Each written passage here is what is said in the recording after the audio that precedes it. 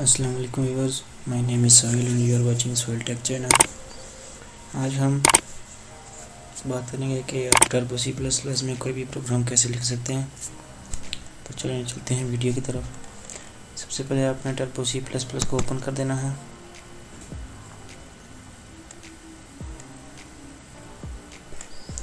और फाइल पे जाके न्यू कर देना है। यहाँ से